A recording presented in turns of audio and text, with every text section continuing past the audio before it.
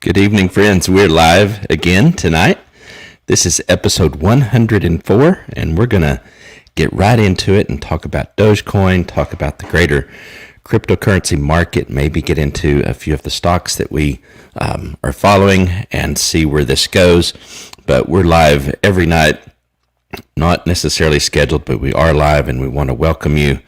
Those of you that are watching live, if you're watching the replay, welcome as well. We want to thank you for being a part of this one. What a day it has been with Dogecoin.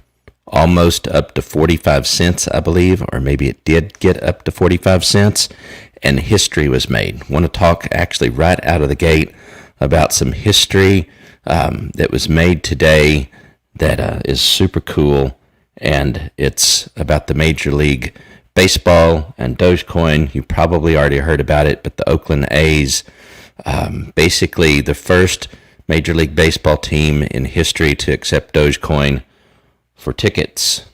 Pretty cool. Let's actually look at some of the...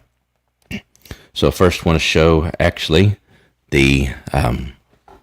on Twitter here, under Dave Caval, I think he is the Oakland A's manager, front office manager, if you will. And he says, we just processed first Dogecoin transaction in Major League Baseball history.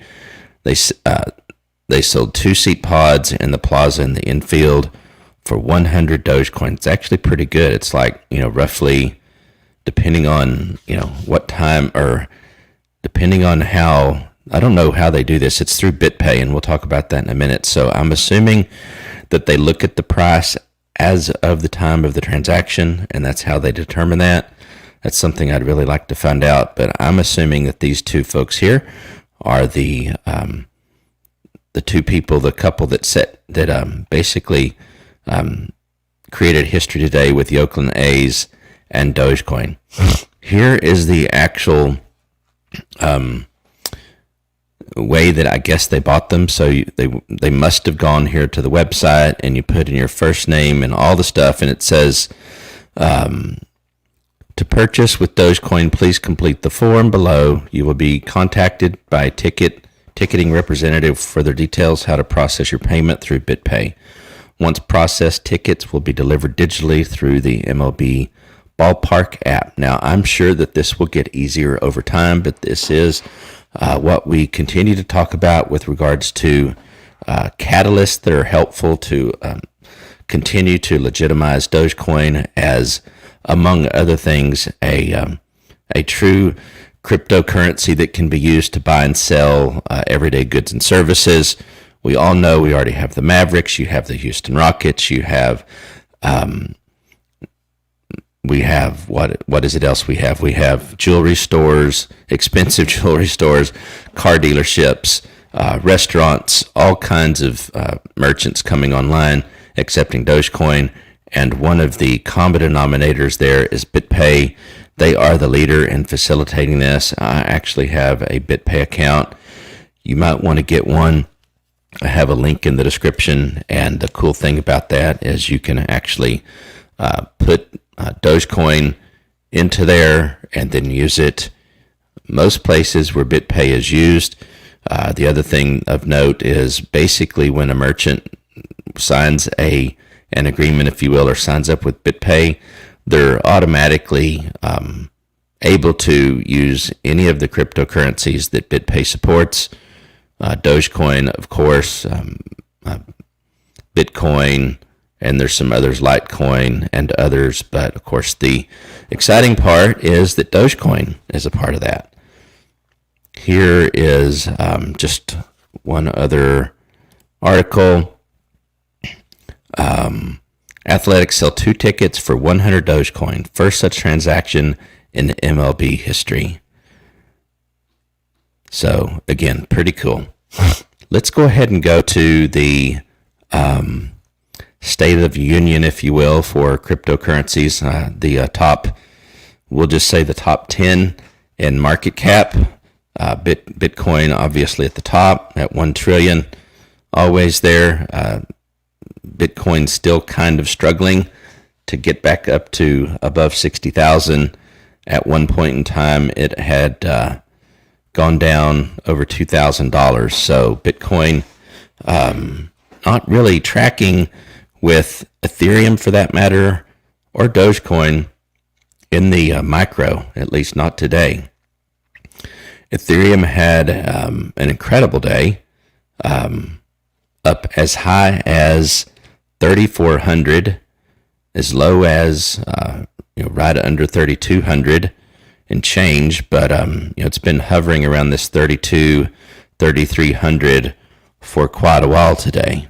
But of course, what most of you probably want to talk about, and I can understand why, Dogecoin number 5, 54 billion in market cap, which is pretty incredible given that just a few days ago it was in the 30s. So it has been resurrected, if you will. And so at 54 billion, that is a healthy place to be. It's only, about 10 billion behind XRP. It has surpassed Tether and Cardano. It had been behind both of those several times throughout the week and even last week. But again, it has had a great run today on a tear. The real big question is where is it going from here?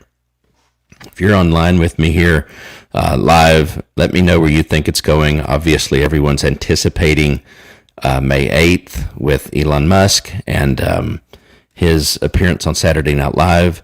Who knows what's going to happen? Now, my prediction is, however, that the day of, I'm not so certain that we're going to see a lot of movement. Maybe, I'm not sure at all, but my gut feeling is that we will see most of the movement leading up to and the day before Friday before, but who knows? I mean, a lot of people could react to what's going on in real time, and we could see it go even further on the day of. I really want to get your opinion, your thoughts on whether you think we can get to that elusive $1 mark. I did some rough math today, and if you spent roughly $6,000 right now where Ethereum is, that would get you 2 ETH, or if you spent the same amount of money roughly on Dogecoin, and roughly it'd get you about 16,000 Dogecoin, and if it gets to $1 on Friday, or let's say within 7 days, and if Ethereum gets to $5,000 within 7 days, then you would still do much better buying Dogecoin, and you'd have a lot more fun. Now, Ethereum, I don't really compare them. I don't think they're comparable. They're different use cases, both great coins. I would suggest that you have some of both, but I did that analysis today because I was curious. So if you're looking purely for the upside or the upside plus the fun, then Dogecoin is where it's at. Now, obviously, if it hits $1 and then goes back down significantly, that's going to be a bummer. Who knows what's going to happen there? But just be careful, be cautious, be aware that all of what's going on could contribute to driving it to $1, which is amazing. But there could be a considerable drop off, for a period of time. Not saying I want that, not saying I'm predicting that, just saying you need to be aware, be cautious, make sure that the money that you're putting into Dogecoin or any altcoin or even Bitcoin for that matter, just make sure that it's money that you're actually okay with losing or going down considerably for a period of time. My recommendation is you need to put money in there not only that you're willing to lose, but money that you're willing to wait on until it has reached a point where you have reached your goals and take your profits or whatever you're going to do. Whether you want to hold on to it for 20 years or only a week, either one of those perfectly okay. You just need to make sure that you have a little bit of flexibility in case the market's not performing the way that you need it to not be losing money on the day that you maybe need the money. So be careful there. So let's actually drive into Dogecoin, some of the details. Again, this is over a 24-hour period. I'm not sure when the clock actually goes to the next 24 hours. So I'm assuming this is still for Monday, but had a low of 37 and a high of 44. Pretty exciting. It looks to me like it's leveled out at around 42. Who knows what tomorrow holds, or it could kick in the morning around 2 a.m., Tuesday morning here in the United States, when Asia and other parts of the world are maybe active doing what they do with regards to Dogecoin and the larger crypto landscape. But again, market cap of 55 billion, that's really amazing. And then let's just look real quick at the historical data so we can look over the last couple of days. So again, the third volume of 10 billion, that's a really good volume. That's 2 billion more than yesterday, about the same as the day before, twice as much as the previous 2 days, and then close to the 28th. So the 28th would have been a great day to buy at 25, given that it's at 44, 45. So you're looking at 20 cents difference. Well, almost 20 cents difference. Yeah, it is 20 cent, roughly 20 cents difference would have been great to have been. And many of you, I hope, already did have some at that price or a lower price. I'm not saying that even at its highest price, literally today, that it's not worth buying. Just keep in mind, always, again, I know maybe I'm overcautious, but if you end up buying at the top, everything, if we're going to be real and transparent and honest and allow ourselves to be realistic, even in the midst of a lot of excitement, is, everything that goes up must come down. That's true for the stock market. That's true for cryptocurrencies. There will be a down cycle at some point. And so, again, this really goes to what I was saying earlier. Make sure that you're able to wait those out. I'm not saying that dip is permanent. It most likely will, again, head back up again. Just got to be ready for those kind of things so that it doesn't psychologically cause you to, sell while you're losing money, those types of things. So don't do that. Going to get to the comments here in just a minute. Did want to show another article that I found today that I thought was encouraging. It says, will Dogecoin continue to rise? There's a finance professor from the University of Sussex Business School recently explained more about Dogecoin's rise, and she is very bullish on it. Carol Alexander, finance professor at the University of Sussex Business School in England, has made a bold prediction. She says that Dogecoin will continue to rise, but she hopes it will return to its origins. Now, I don't know if she means returns to its lower prices. Surely not. So I don't actually think that the origins of Dogecoin have gone away. Well, I do know what she's talking about, but I don't think anyone actually wants that other than her, because what she's really talking about is returning to only or mostly being used to tip people on Reddit and that type of thing. Why would we not want it to be used more broadly to buy Major League Baseball tickets at the Oakland A's, the New York Yankees, Texas Rangers, whoever, Seattle Seahawks, Dallas Cowboys, Mavericks, all the things. Why would we not want that? It's really designed for that. Ultimately, even though it was quote unquote a joke, it's actually quite interesting that architecturally, if I can use that term, that the design of the coin is perfectly fit, and Mark Cuban has basically said the same thing, perfectly fit to be used as a alternative to a fiat local currency. It's fun. You can spend it. It can retain its value in many cases, probably better than your local currency. And so what's to not like about the transition that we see developing? I think it's all great. But anyway, Alexander told Yahoo Finance in a recent episode that she has noticed Dogecoin's rise because of its retail rebel Reddit following. Now, the other thing that I want to mention here is I'm actually fairly encouraged that Yahoo Finance even published this. This is the Desert News referring to it, and we're going to click on the Yahoo Finance version, if you will, of this article here in just a second. But Yahoo Finance, CNBC, almost every major financial outlet has made nothing but fun of Dogecoin for the most part. But of course, we've got our advocates, all the hundreds of thousands of people on Reddit, Discord, Twitter, TikTok, apparently, our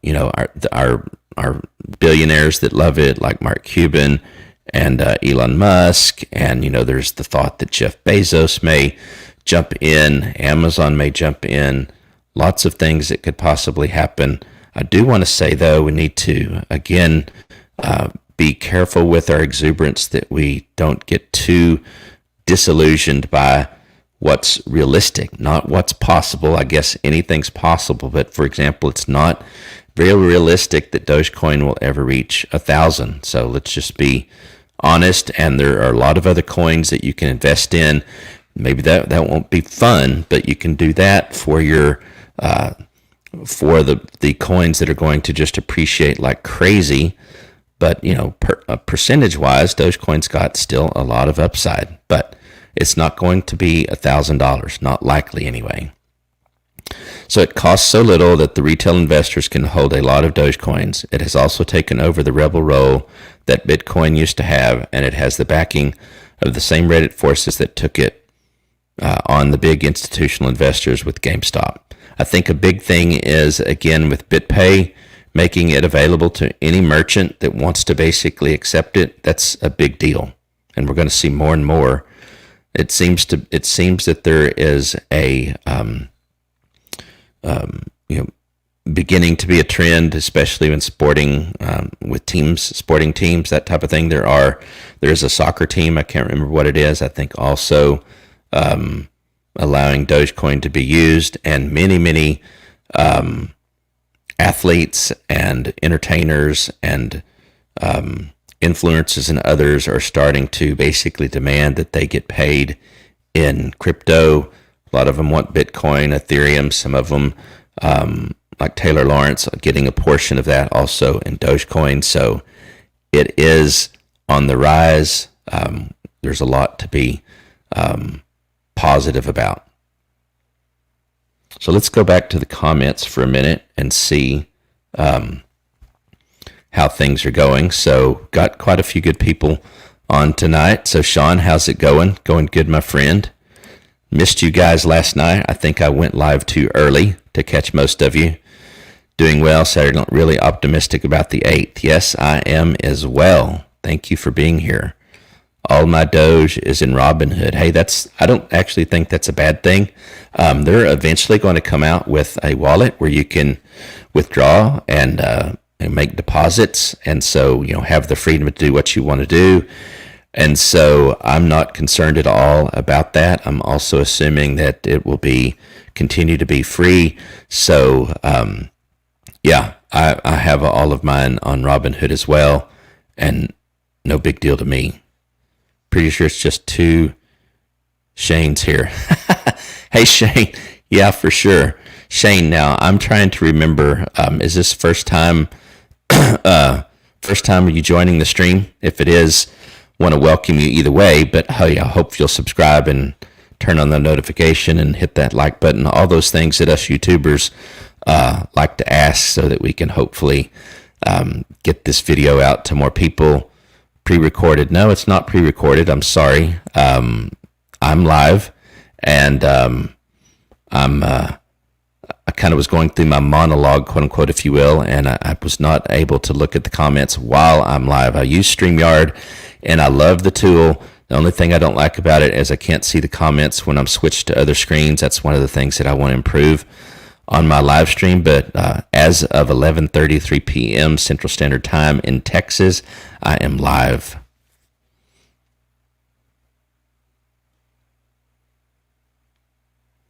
Is right now a good time to buy Ethereum? That's a really good question, and let me give you a interesting story, if you don't mind. Hold on just a second. So I've been watching Ethereum all day long and basically day trading it some because of the large swings. I mean, it's had swings of, I think, let me look.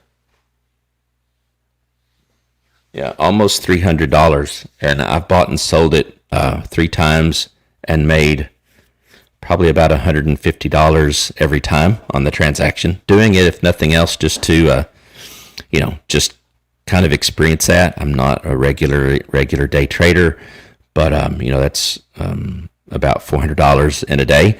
To do that for a living, I'd have to probably make a little bit more, but it was fun and may do it more in the future. I think Ethereum right now with these large price swings, that's one approach. But if you believe like many do that it's going to go to 5,000, I would buy it now. It may go down a little bit, but I would buy it now.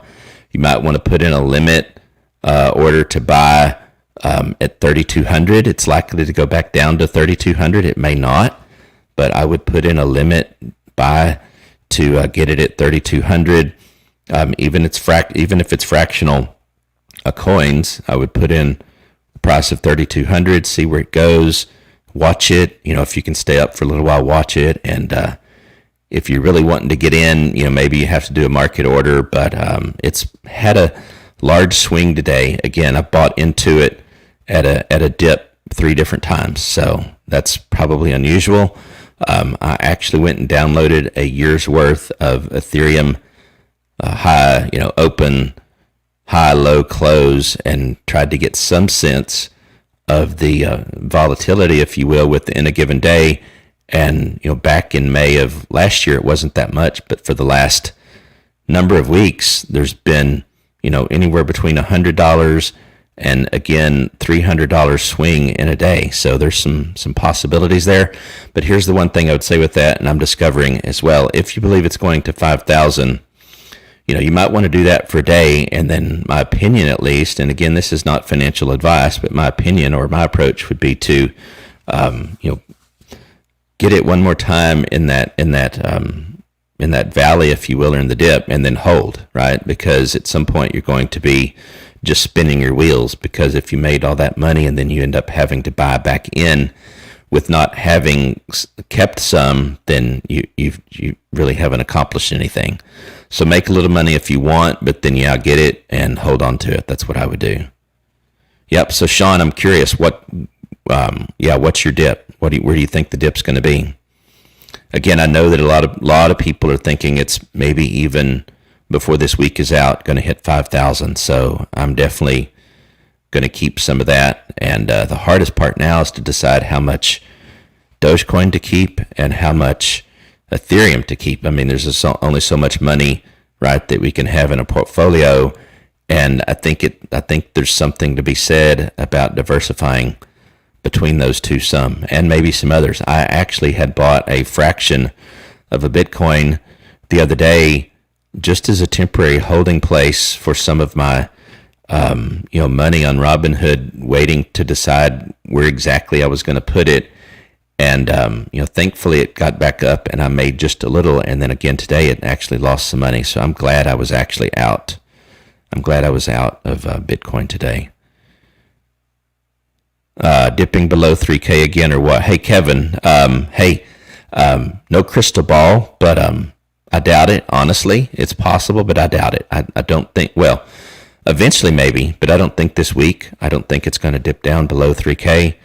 I don't think it's going to go down much below 3,200, honestly, but it may. Again, like I was just saying about the swings, it's hard to know, but I'm very bullish on Ethereum. I also bought today some Cardano on Voyager, the thing I like. And I know you can do it other places, but since I already had an account on Voyager, earning interest on US dollars, and you can earn interest on other coin, I should say USDC, because you earn your interest on coins. But you can, once you have 1,000 ADA or Cardano, earn 5.25% on Voyager. So I don't have 1,000 yet, but that's where I'm headed, and it's in the $1.30 range, and it is Ethereum 3.0, I think, or whatever the term is. It is much more efficient than Ethereum. At its best, it will be more efficient than even the next release of Ethereum, which is going to be proof of stake.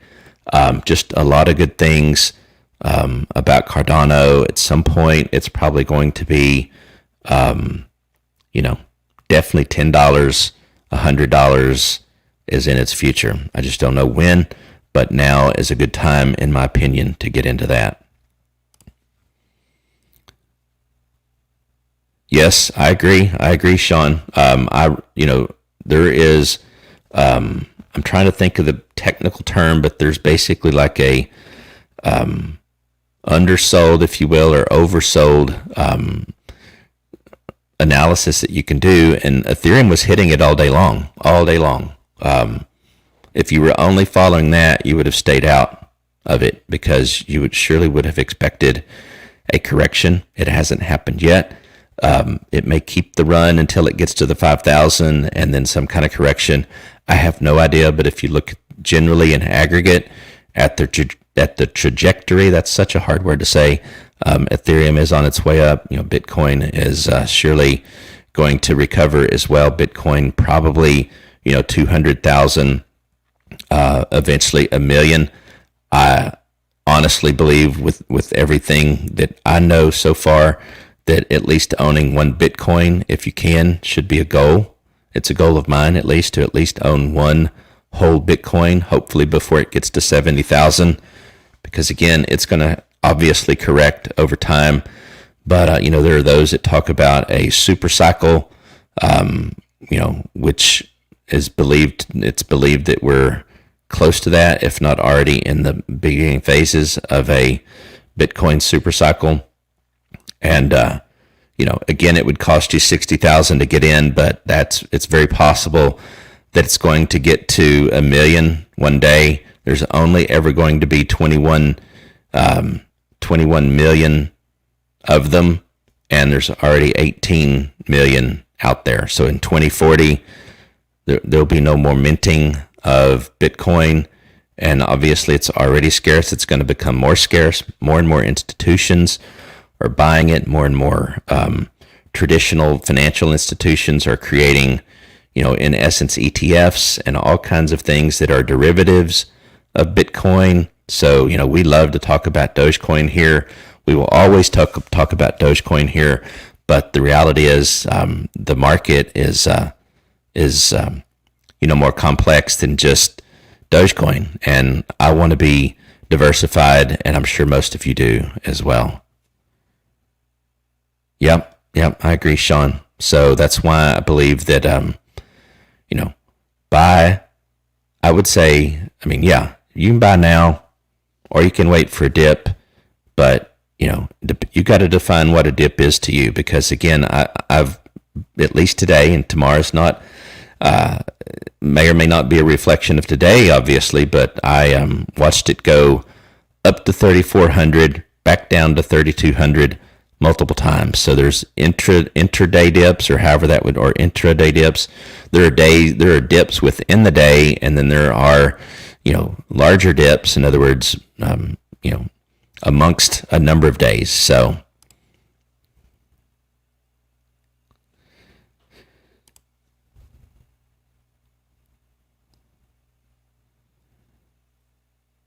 be selling about 90% of your does after the 9th. It will peak and drop according to me, and I will reinvest the profit in ETH, BNB, and ADA. Yeah. So I'm curious where you are. I've heard a lot of good things about BNB as well, and the Binance Smart Chain. You guys need to look into that. I think Shawn is helping us out with some thoughts. Look into the Binance Smart Chain. Look into Cake is another one, CAKE. It's not on a lot of the exchanges, I don't believe. I started looking for that. But yeah, the Binance Smart Chain and the Binance coin, I think, can be kind of hard to find, but I hear a lot of good things about that. Definitely ADA, Cardano, Ethereum. I think that's the way to go.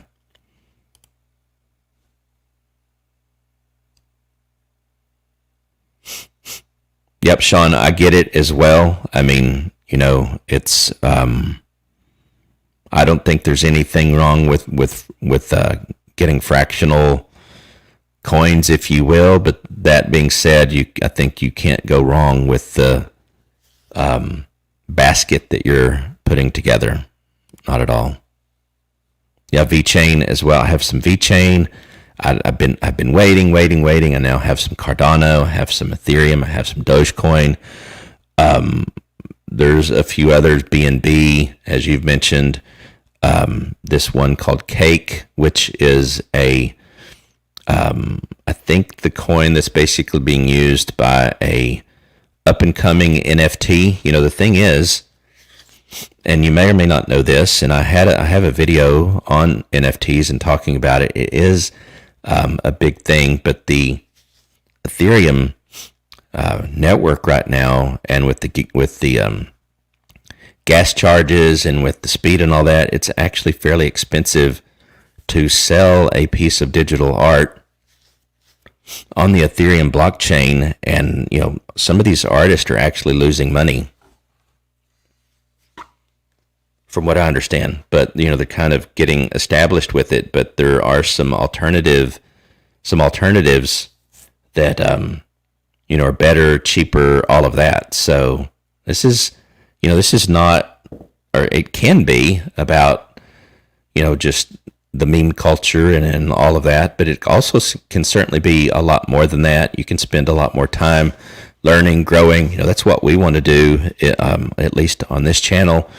Want to have as much fun as possible, and Dogecoin brings that, but also want to talk about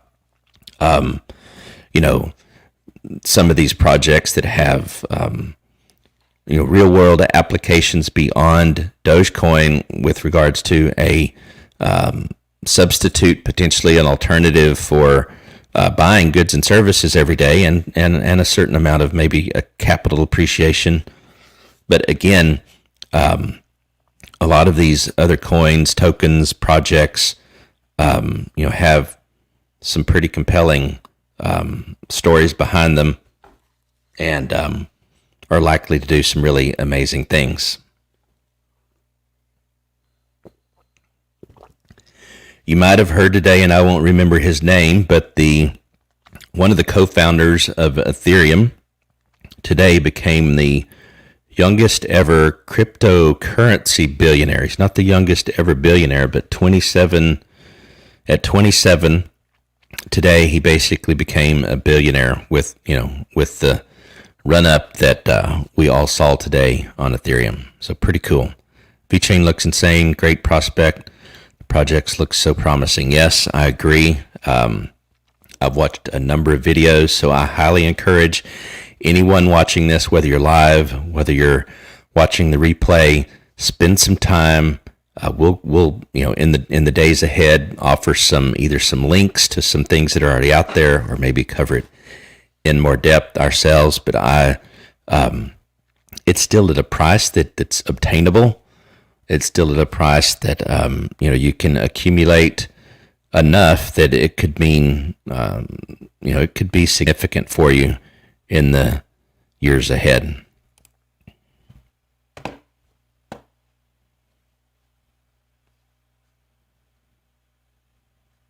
I completely agree, Shawn.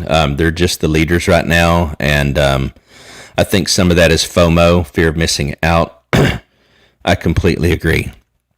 I think things are hopefully going to change at some point with regards to. I would love to see, obviously, Cardano and others emerge, because now that I own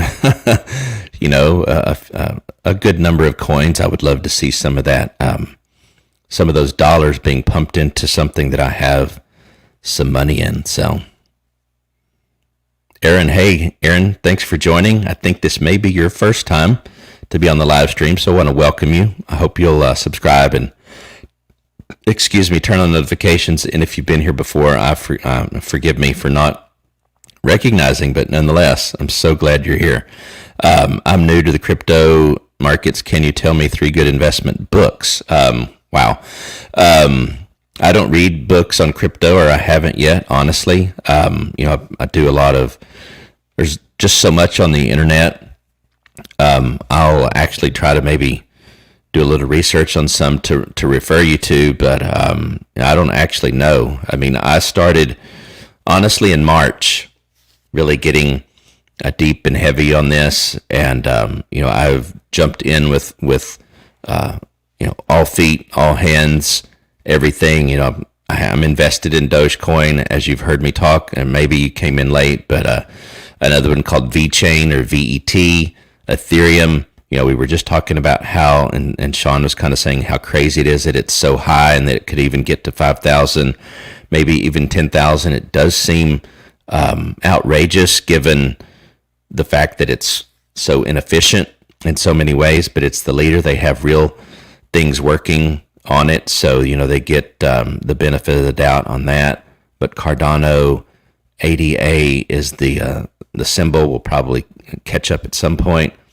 So the one thing I would just say that you may or may not find in the book, if you don't mind me offering, is, and again, I don't know at what point you joined the stream, but with crypto and for that matter, stock market, anything for that matter, but especially with the crypto market, don't put all of your money in crypto. You need to be diversified, and if you have US dollars laying around and you don't want to even expose all of that to crypto, I highly recommend you look into something like Voyager, the app, and you can basically transfer, and this may be a really good way to start. You transfer US dollars. I'm assuming you're from the US. You transfer US dollars. You get up to $5,000 on your Voyager account until it actually arrives, which is even better than Robinhood. I believe Robinhood is 1,000, but you can, for example, take $100, $1,000, deposit it into Voyager, transition that into what's called a stable coin. So USDC, for example, and I think USDT, both of those are available. It's a 1-for-1, $1 for one stable coin, and you can earn 9% interest. There's another one called BlockFi, where you can also earn interest. You might want to check that one out. I've got links in the descriptions for both of those. I don't think BlockFi, though, allows you to earn interest on Cardano, but Voyager does. And yes, there are others, but especially for someone starting new, and I'm honestly still in that camp to a certain extent. I want to go with what's easy, what I know a lot of people are using, what I know a lot of people are not having a lot of issues with, and there's always going to be a better mousetrap, as they say. But I like Voyager. It's app only. They don't have a web version, but I like it. I can earn interest on US dollars. I can earn interest on Bitcoin, Ethereum, Cardano, DOT, Link, I think, a number of others. Now with Cardano, you have to have 1,000 coins or ADA coins or tokens, and right now Cardano's running at about $1.30 a coin, so you're looking at $1,300, but you get 5.25%. Plus, with Voyager, you can determine, what denomination, if you will, you want to earn your interest in. You can pick Ethereum, for example. I don't know if you can pick Cardano, but you can pick Ethereum. You can pick Bitcoin. You can pick US dollars. So it's pretty cool. Check it out in the description. And hey, I hope you'll come back. Watch some of our previous episodes. I've talked more about some of the different platforms and a lot of good stuff out there. So subscribe and turn on notification, and please continue to dialogue. Appreciate you helping me with crypto education. You are welcome. We're learning together to a certain extent. I'm maybe just a little bit ahead of some and way behind others. But what I lack in current knowledge, I'm normally ahead in just over consuming. So I'm a pretty much an all in or all out kind of guy on most things. So I'm deep in it and learning every day.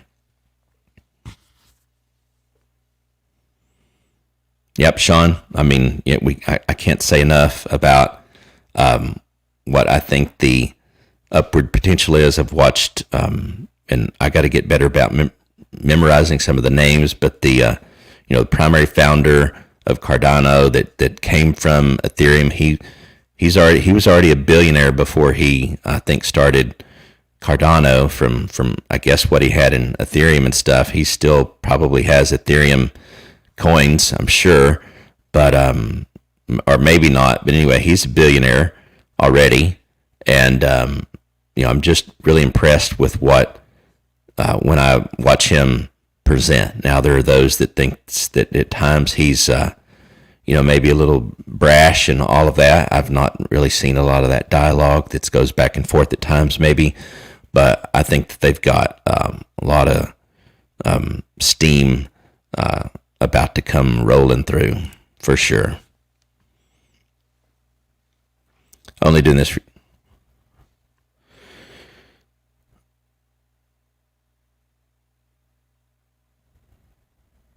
How long am I going to stream? I'm going to be streaming for as long as, some of these streams have been 5 hours long. I won't go 5 hours long tonight, but I'm going to go for quite a while. So, we're building, hopefully a community here, a channel that will grow. I'm just going to digress for just a second or two, but we're only, unless it's happened already, we're about 5 away from hitting 500 subscribers. We're pushing to get to that 1,000 subscriber mark, and really would like to get to 4,000 watch hours so we can get into the YouTube partner program. So I am 100% committed to live streaming, sharing what I know, highlighting people like yourself, answering your questions, giving you an opportunity to share your thoughts, just like Shawn, sharing a bunch of things that I think are super helpful, and others that are regulars or semi-regular. So, really are trying to build a community here. So, I'm going to be streaming for probably at least the next hour. And so bring it on, whatever you want to talk about. And if I don't know the answer, I'll be completely transparent and say I don't know, but something I can, hopefully find out, or maybe some of our other friends here would know. Yeah, I do too. Elon Musk. I have to admit, obviously I knew who Elon Musk was prior to getting into Dogecoin and all of that. And, by the way, that started, early March. I don't even remember now how I heard about it, but I did. And that was actually the catalyst for me that got me started into learning more about cryptocurrency. And again, not only my knowledge now, but my interest certainly extends way beyond just Dogecoin. It also renewed my interest and desire to invest in the stock market. And a lot of things were rekindled, if you will, after about a 10-year just absence from looking into any of that. Completely busy with my career, all kinds of other things, no excuses. Should have been doing what I'm literally doing right now, drinking out of a fire hose 5 years ago, and things would be much different, I think, with regards to, the size of my portfolio, net worth, all those kind of things. But I'm still excited about what the future holds. Even at my age, I don't even mind saying that. I'm 54. I have to say this one other thing because it's so comical, honestly, to me. Someone had put in the comments, basically, keep it going, Pops. So someone called me Pops, which that's normally used for, I guess, someone that's presumed to be older. So that's the first time I've ever experienced that, being called Pops. So you can call me Pops. You can call me Grandpa if you want. I'm not a grandpa yet. My beard makes me probably look older than I am, but I'm super excited, even at 54, about this crypto market space, about stocks and companies that are actually developing things that use the blockchain. All of that is amazing to me. So back to Musk. Obviously I knew who he was, but until I got into cryptocurrency and realized that he was really liked Dogecoin and all that, I didn't follow him that much. But now that I've had a reason to understand a little bit more what he does to prop up Dogecoin, I've come to the conclusion I think he's a really genuine person for the most part. That's probably why he gets so much grief from probably some of his CEO counterparts. I mean, he is the richest man in the world, and he is eccentric at times, but what billionaire isn't? Seems to be a part of what it requires sometimes to be a billionaire, some level of being eccentric. You know, I'm not a big fan of Bill Gates, but he has his own aspects of being eccentric and whatever. But yeah, I think Elon Musk really wants to see things be better for the common man, quote unquote, if you will. I think, I wasn't always keen on electric cars, but I've changed my mind about those as well. I think people should have the option. I don't think we should necessarily force electric cars on people, but I think let the market decide.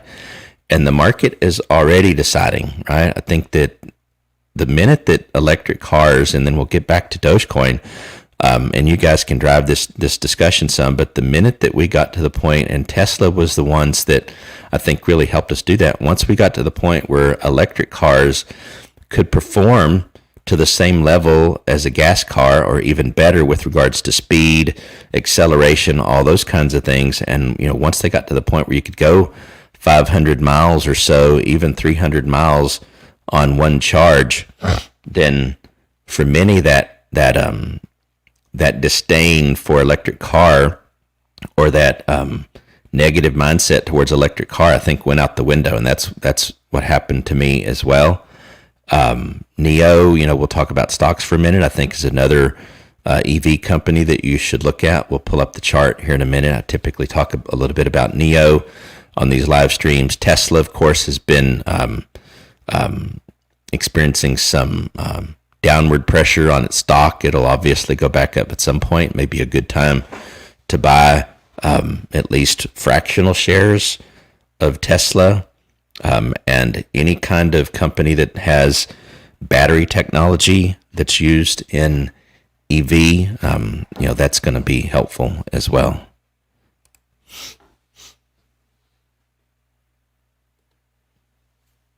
Yep, Doge is pumping again. It's at 43 right now, so it could hit 45 and beyond tonight. Who knows? You just never know. When you go to sleep, we eventually have to go to sleep, and then when we wake up, it's like, okay, what did it do? Did it trade sideways? Did it go up while I was sleeping? What happened?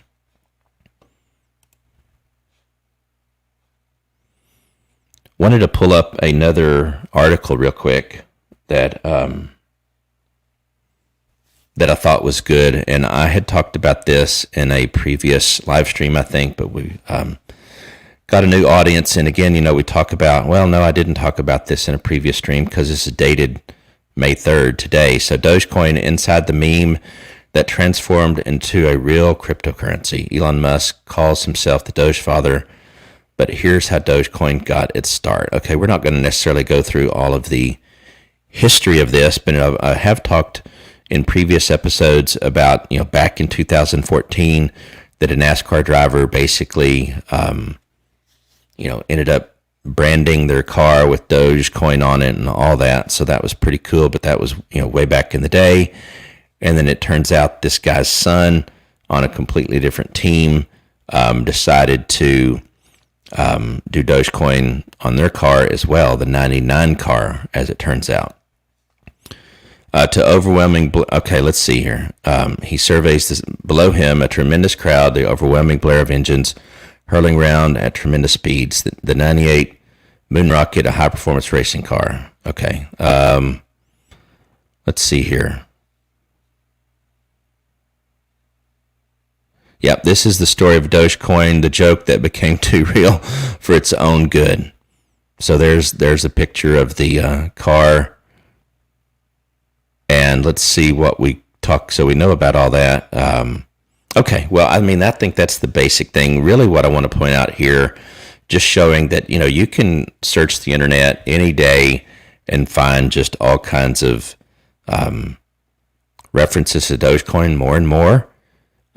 Unlike it has been in weeks past, months past, more and more, you're seeing positive articles and not just negative, articles from Jim Cramer and Yahoo Finance and other commentators from CNBC, and just the list goes on and on and on of those that will actually show their ignorance and saying, well, it's just a joke. It doesn't have any use. You can actually use it. And we just talked about how you could buy tickets, to the Oakland A's, or you can buy tickets to the Mavericks. We will see. Time will tell if that is just a fad.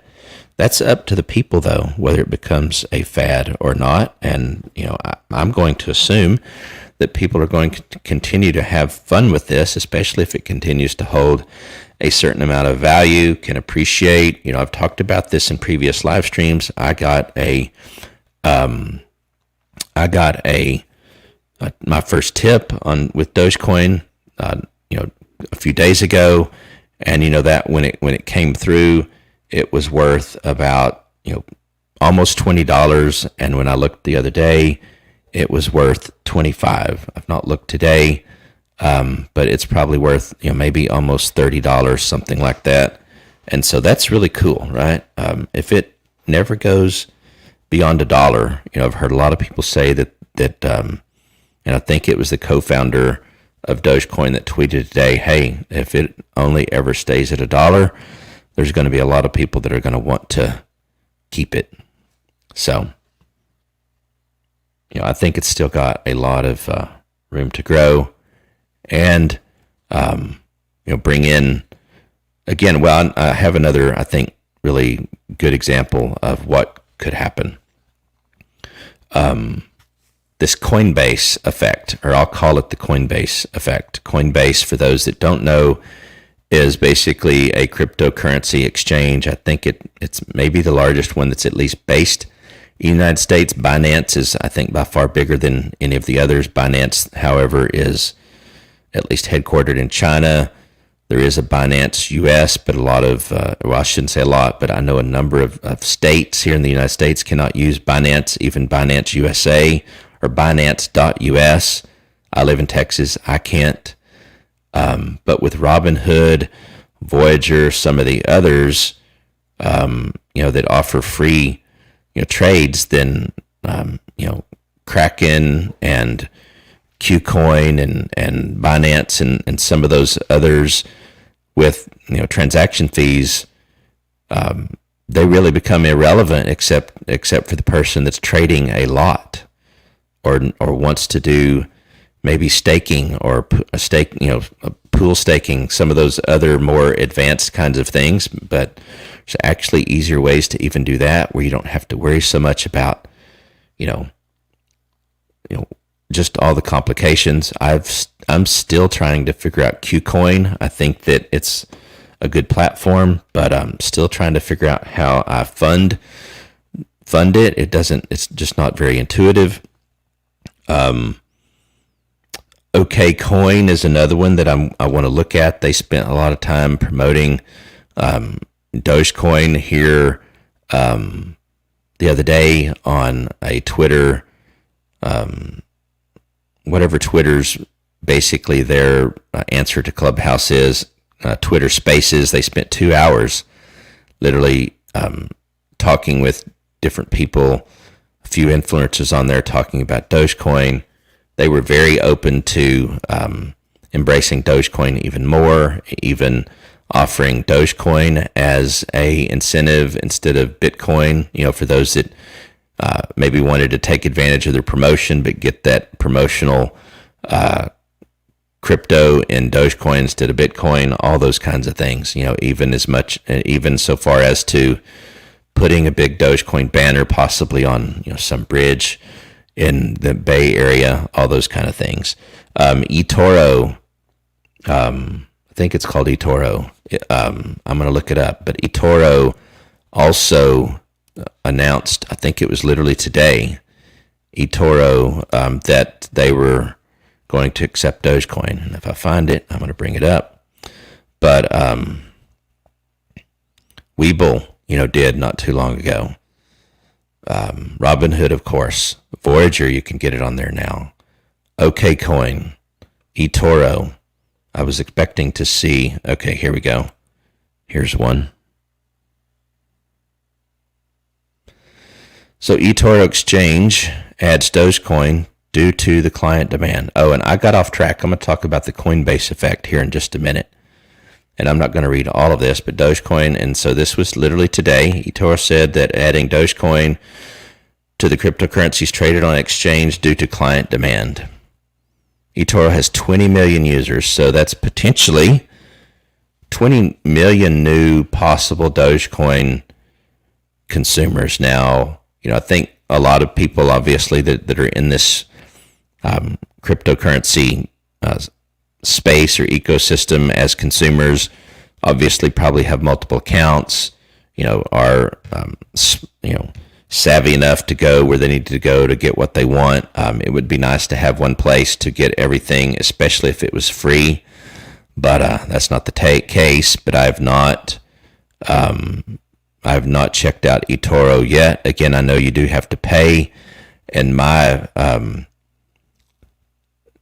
I'm not at the point yet where I need a platform where I need a lot of extra services. Honestly, if I can do a limit sell, limit buy, market order, if I can get the lion's share of the crypto that I'm interested in, if I can earn interest, those kinds of things, if I have all of that, then that meets my level of expectation right now. Now, as I advance in my not only knowledge but ability and desire to do, I guess, more advanced things, then I may look. But I'm honestly really hoping that Webull will add more crypto to their environment. I really like their desktop app.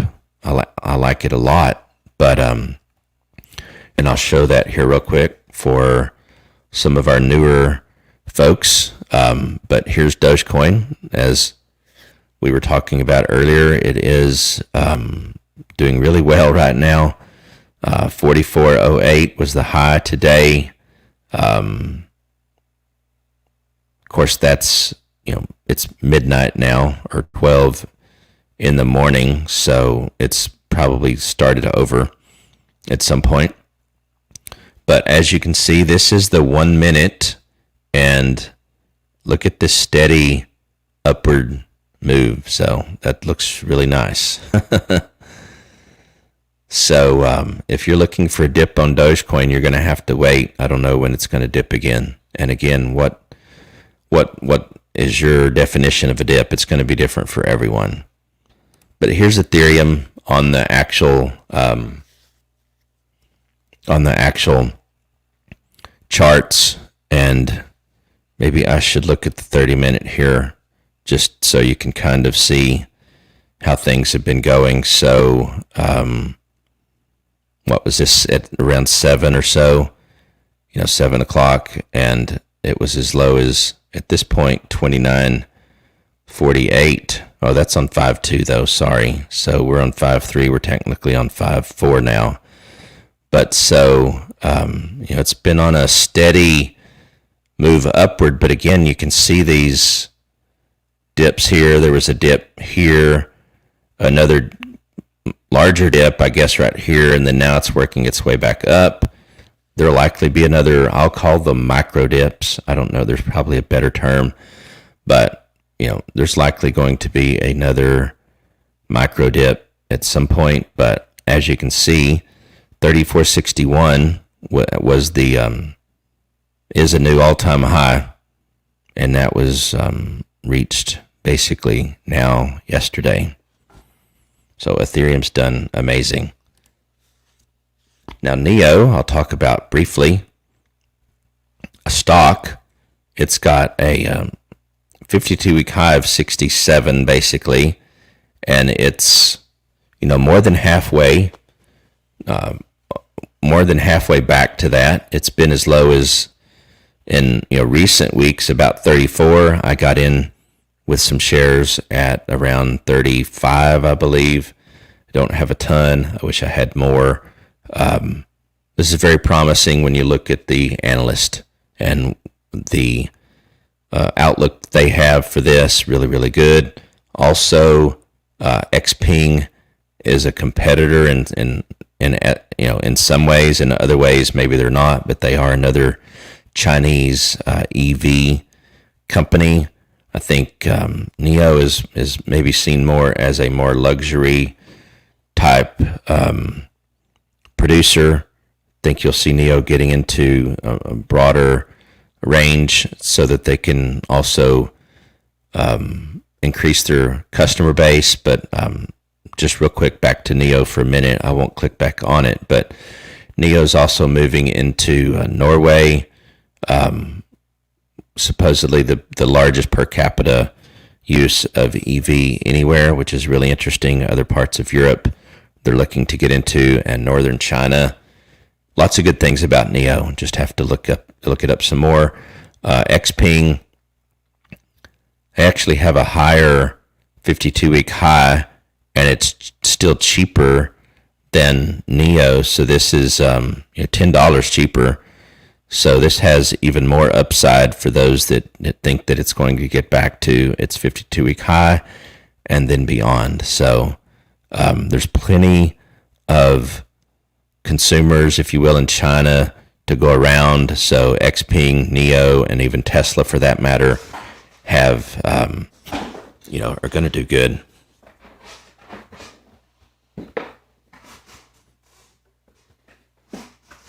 So let's get back to the comments now.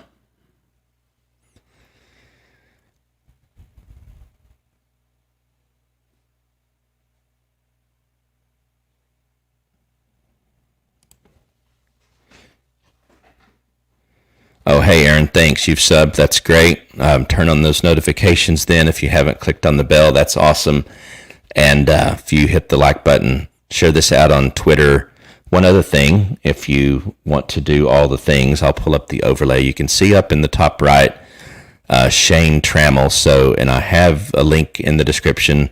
If you follow me on Instagram, Twitter, that's awesome. I do try to send out on Twitter before I go live, to try to reach that audience, if you will, as well. And if you click on and put on notifications there, you're going to know. So I'm very excited that you're here, and I do hope that you'll gain some stuff from what we share.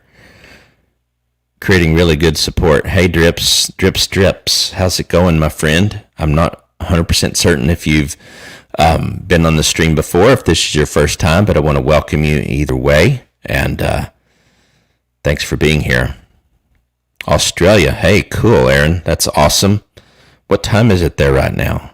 But I'm assuming you're kind of on maybe the same time zone, roughly the same time zone as Hawaii. Also, completely off the topic, but I'm curious how COVID, are you guys starting to get out and about more? Many of you that are here in the United States, you probably heard Florida's pretty much opened everything back up. The governor signed something, I guess, to basically say, hey, we're opening back up. I'm not saying that's good or bad. I'm just saying that at least they're trying to return. So, Aaron, I'm curious, back to Aaron for just a minute. Are you invested in Dogecoin right now? And if you are, I'm really curious what platform you use. I'm always curious what platform people are using, depending on what part of the world they're from. So it's really cool that we've got someone from Australia. That's really cool. From down under. I won't try to talk like an Australian. I know that when people try to talk like someone from the South, I get kind of, I'm like, really? You're trying to talk like me? And it's not working. So I won't try to do that. But, so yeah. There's a couple of other things that I wanted to pull up. So while I'm just kind of looking at the comments, I've captured a few other things that I wanted to show you guys.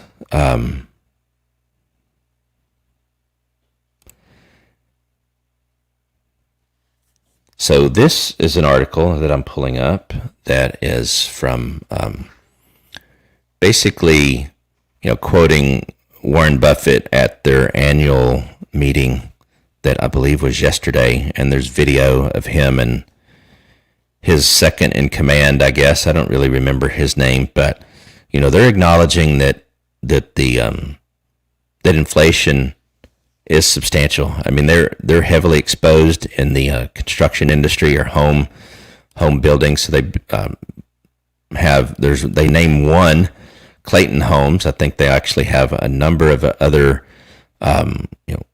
home manufacturers, if you will, or builders. Berkshire Hathaway is huge, but they're saying we're seeing substantial inflation. Warren Buffett said at the conglomerate's annual shareholder meeting, we're raising prices. People are raising prices to us, and it's being accepted. Well, what are you going to do? I mean, yes.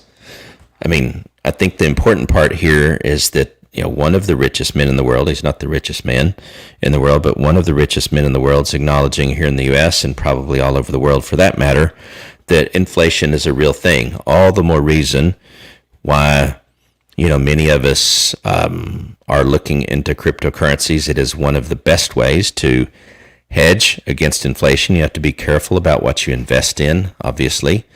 Be smart, do your research, all of that kind of thing. But that, physical assets, real estate, a number of other things. There are some traditional hedges against inflation. Some of those are not as good as they used to be. But this is where this is relevant to someone, as far as I'm concerned, watching this live stream that's like, why aren't you talking about things that you've talked about in the past? Well,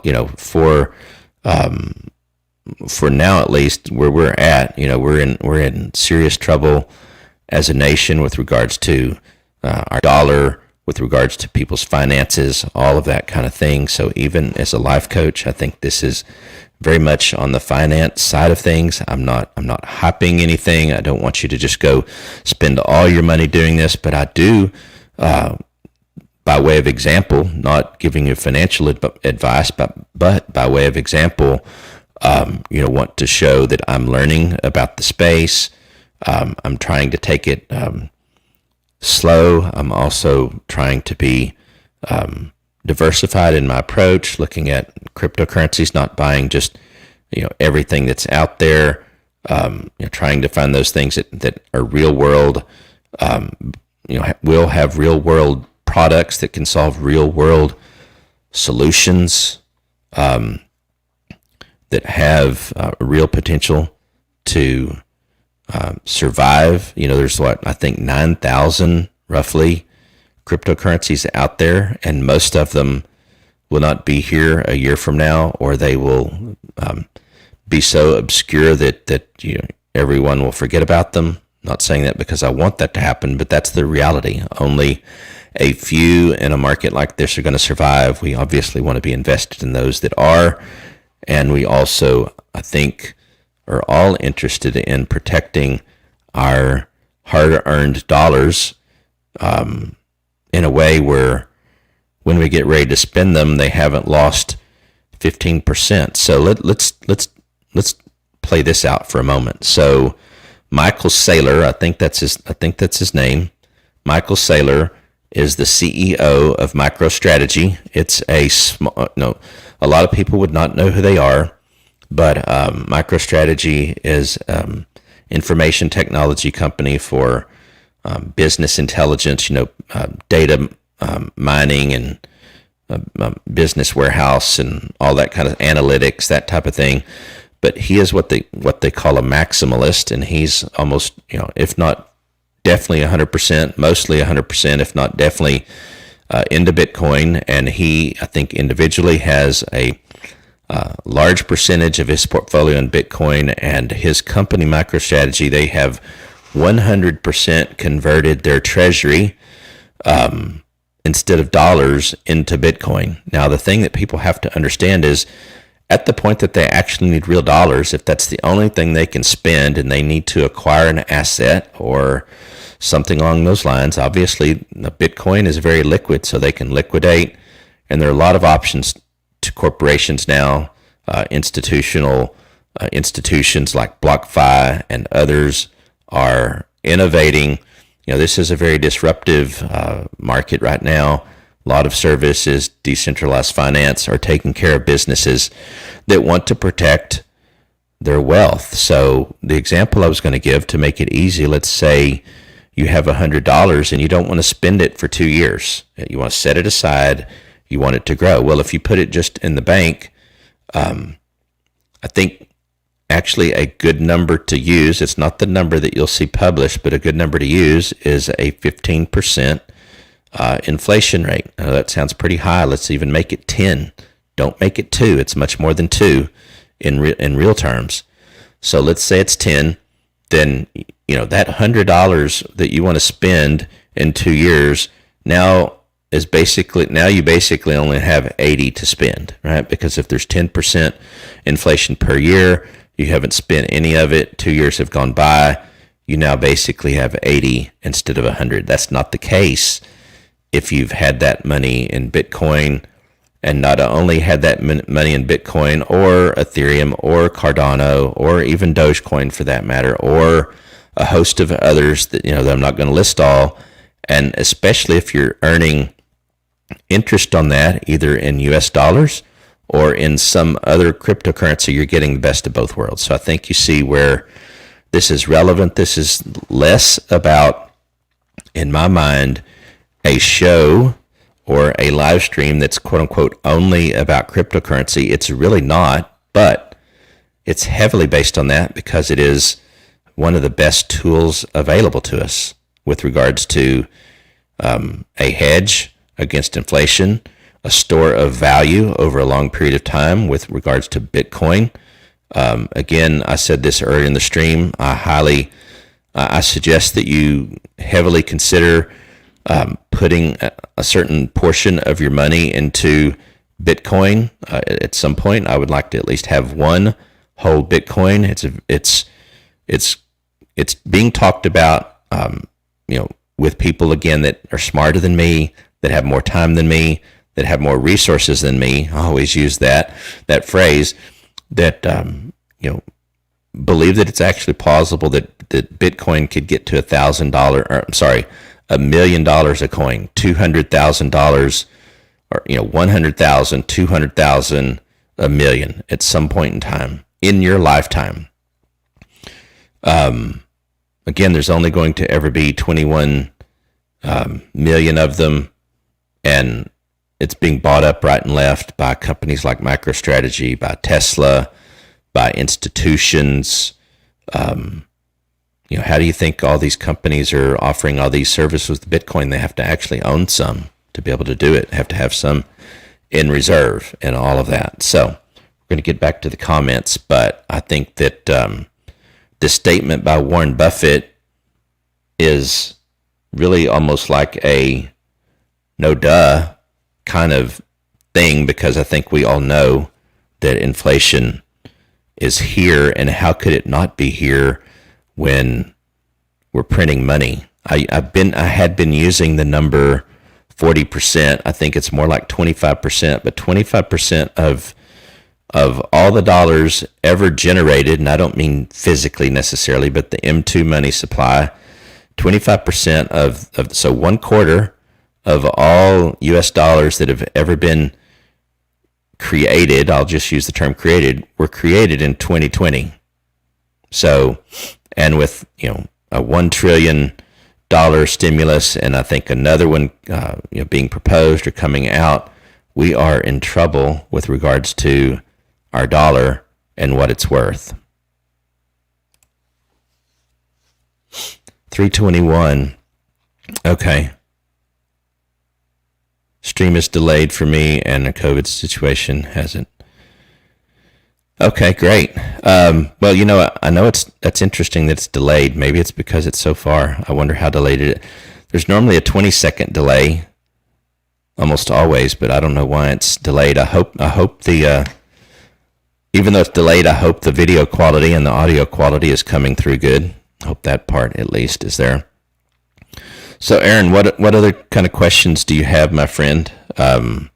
We're kind of in the Q&A portion, I guess, of the show, and so we'll take questions, or we'll probably go ahead and say, that we'll be done with the stream until tomorrow. So since we go live every day. We'll have more to say tomorrow. More will have happened.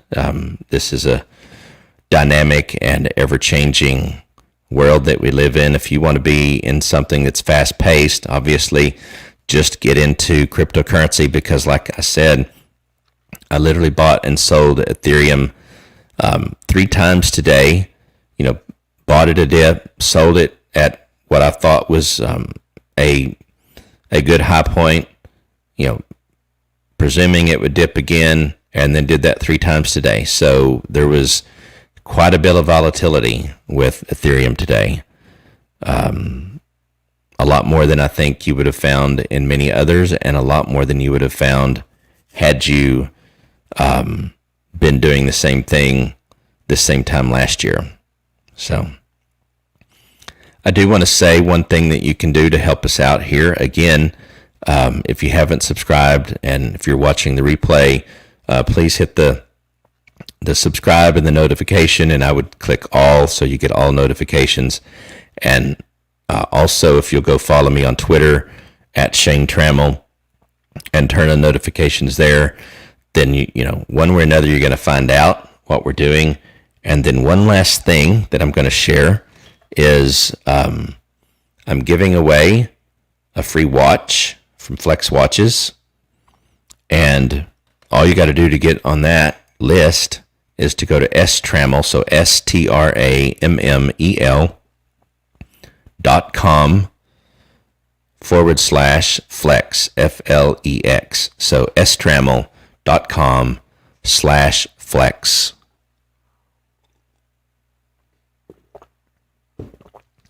Get on that list, and Friday we will close down those the entries, if you will. And then on Friday, once we've got it closed down, we're going to give people a couple of ways they can gain a few extra points. And then early next week, we will actually do the giveaway.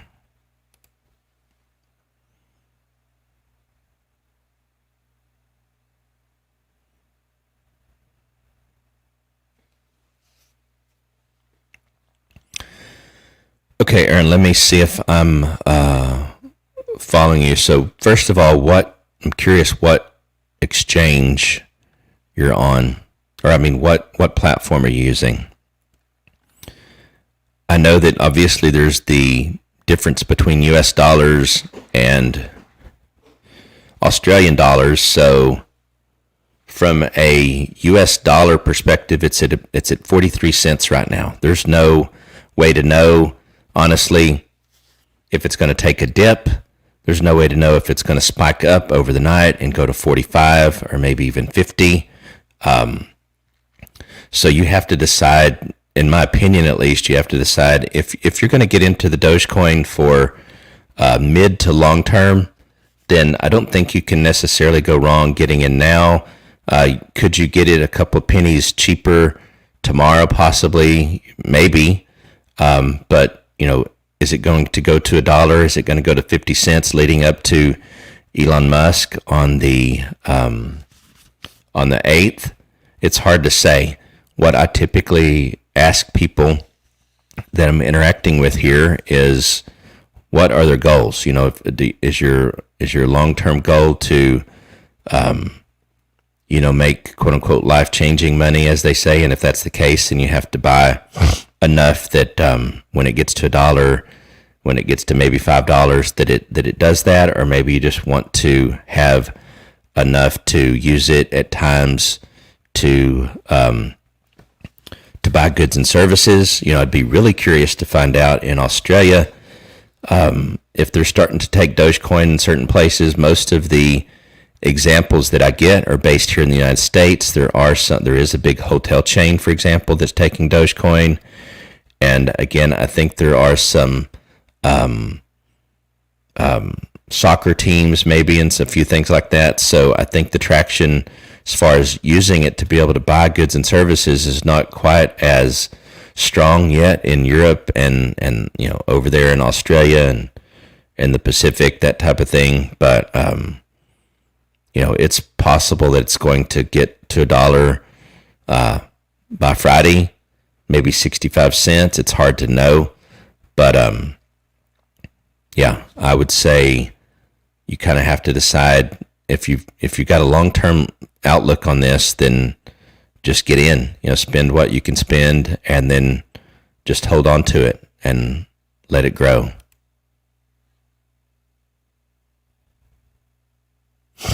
Hey, Kevin, that's, I like firm convictions. So, those are the best kind, right? Be solid in your thought and mind. So I would just be curious why you think that. So, you very well could be right. So I don't know. But here, back to that. When you say below 3K again, but are you talking about after it gets to 5, or will it dip below before it gets to 5? Yeah, I'm curious.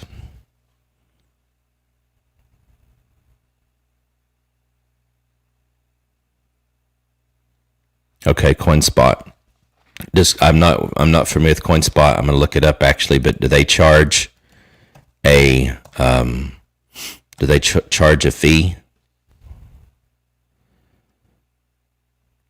And you might want to, if they do charge a fee, depending on what the fee is, it says, why is it so expensive? So I'm seeing fees for trading. The first is using a 1% fee. You might want to look at a couple of other options. Being in Australia, I don't know that they will all be available to you, but I would look up Robinhood, for example. It's a US-based company, but it may be available in Australia. I would look into Voyager, which is another one, and these links are in the description. I would look into Webull. Those are 3 at least that I would look into. Those are all real easy. I honestly would go with Robinhood first, even though a lot of people are not too happy with it. I would go with them first because you can, I think, fund your account quicker. Or you can also use Voyager and fund that pretty quick as well. Voyager is also a US-based company, so I don't know about whether that's available to you being in Australia.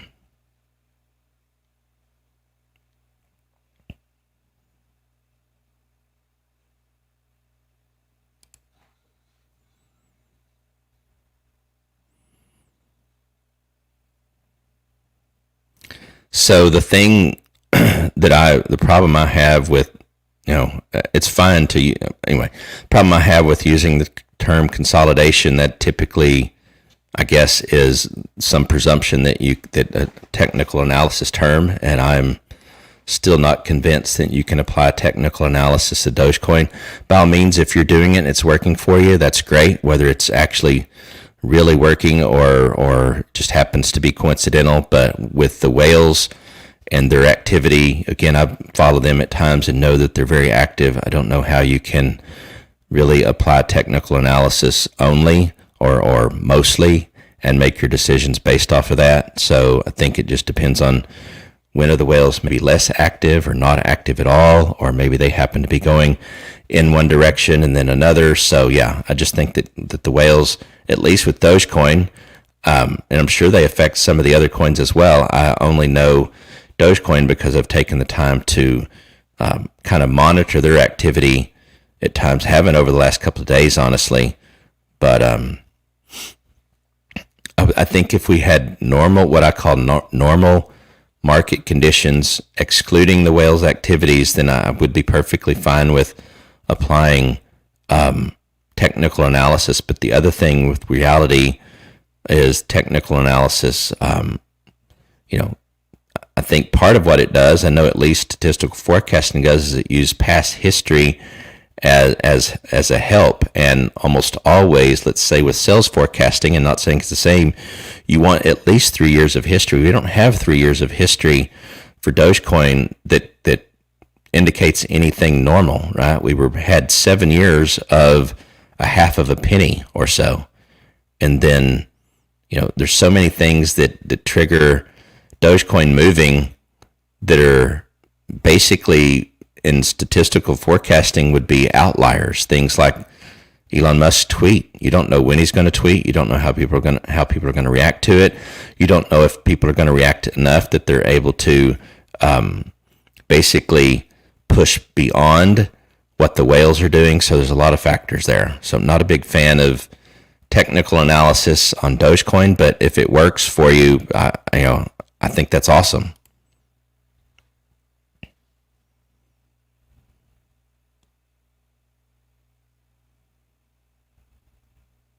I definitely believe, I agree on Ethereum. It's just a matter of time.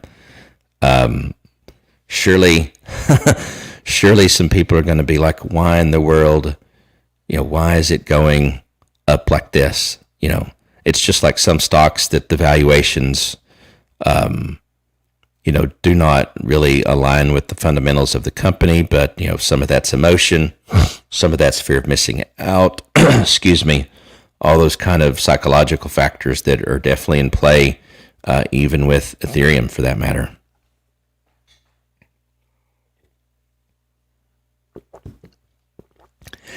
So, hey, Kevin, I'll just say, who am I to tell your analysis is not working? Based upon, the decisions you've made and the analysis that you've been able to gather and decisions you've made based on it. I'm nobody to tell you that it's not working. I just, I would find it hard for me to do it, and probably if nothing else, because technical analysis is something I'm very rusty on and need to spend more time learning. And then once I understand the concepts, I think it would be, I'm sure, easier for me to determine whether I thought it was, how applicable it was. I can tell you, and I'm not saying he's right either, but Cryptos R Us is another YouTube channel that I really like. Guy's name's George. He kind of feels the same about Dogecoin. Not that he doesn't. I guess he's not a big TA guy in general. And I know some are, some aren't, but I'm not at all diminishing the fact that technical analysis is a true discipline, something that's useful. By all means, I believe that it is. I'm just not certain that it can always be applied universally to every stock or every coin out there.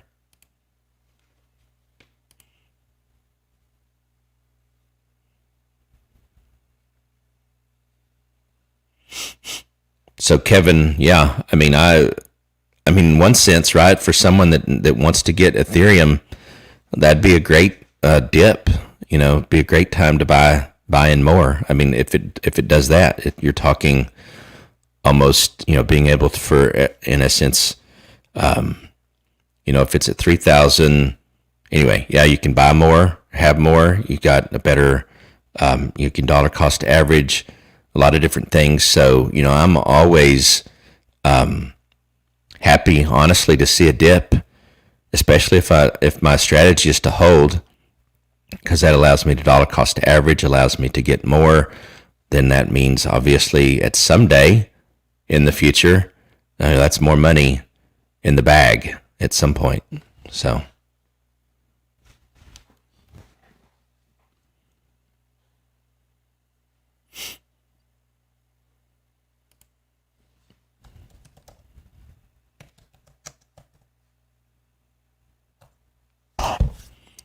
I'm looking up to see if Robinhood is available in Australia.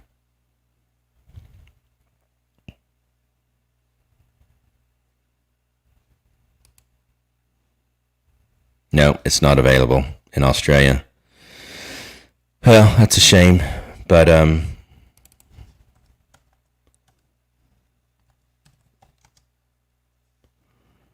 maybe Webull is. I'm looking that up as well real quick. Webull is not available in Australia either. You may not have any other options then, Aaron. So, going to have to do a little research if you haven't, and if that exchange you were talking about is the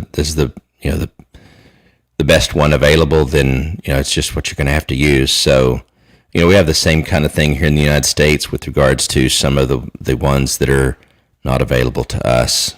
So.